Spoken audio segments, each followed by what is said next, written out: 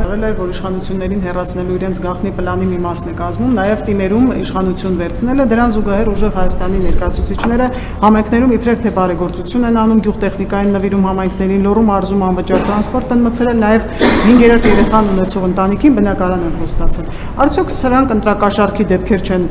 ընտրություններից առաջ եւ օրենքով կարգավորման ինչ հնարավորություններ կան։ Մեր պետության պատմությունը ցույց է տվել, որ օլիգարխիական բարեգործությունը ոչ մի լավ բանի չի բերում եւ դրան պետք է նաեւ լինի համապատասխան արձագանք, որովհետեւ եթե կա բարեգործության հարցը, թող բարեգործները չթալանեին ճակերտավոր ժողովրդից, էլի եմ ասում, հոսանքի եւ բանի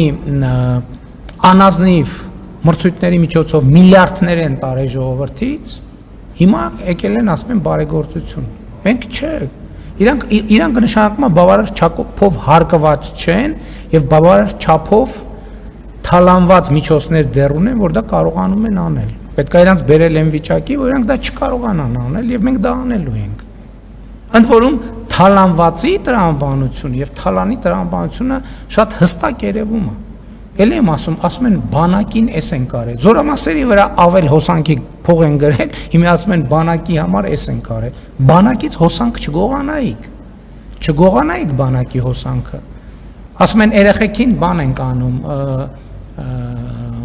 պայուսակ ենք, անցած տարի չէ, սեպտեմբեր, դպրոցների վրա ավել հոսանքի փող են գրում, ասում են, այդ ավել հոսանքի փողից իրանց գեներացիաց շահույթի 5%-ից բանի դուրս գրած պայուսակներ են առնում, ասում են երեխեքին բարեգործություն են անում։ Այսինքն դա էլ չեմ ասում բանը, ես ցնցված եմ, հետևյալ, որովհետև լուրերով նայում եմ Արարատ ցեմենտի շուրջ տեղի ունեցող գործընթացները, լուրերով նայում եմ վերևից կադրեր են ցույց տալիս Արարատ ցեմենտ գործարանի։ Դուք տեսել եք այդ կադրերը։ Այդ 21-րդ դարի գործարան, հա։ Դա ավարա ընդամենը ման թալանի օբյեկտ է։ Դուք տեսել եք այդ կադրերը։ Միլիարդներ են աշխատել, միլիարդներ են տարել։ Ես եմ 2 տարի առաջ, որովհետև ես բանից, դրոնից կադրերը չունեի, այդ գործարանի մոտով անցել եմ, պարոն Ծառուկյանի մի առիթով ասել եմ, ամոթ է, գոնե այդ բանը, այդ մուտքը այդ ինչ վիճակում է։ Ոնց որ գոմը լինի։ Միլիարդների շրջանառությունը գոնե կարակ այդ մուտքի հատվածը բան անեք, 2 կոպեկ փող դնեք, մենք շկարքի բերեք։ Մուտքի հատվածը,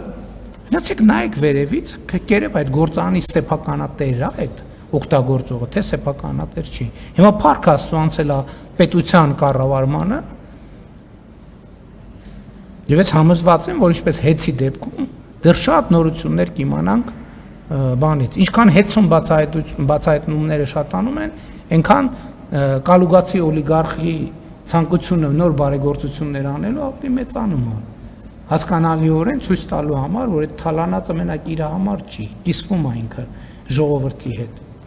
Ժողովրդի հետ կիսվելու մենակ մի ձև կա, դա պետական եւ համայնքային միջոցներն են, որովհետեւ դա է ժողովրդի գրպանը։ Ուրիշ մնացած տեղերում ուրեմն դա թակարդ է ժողովրդի համար, ինչպես տեսել ենք նախորդող շրջանում։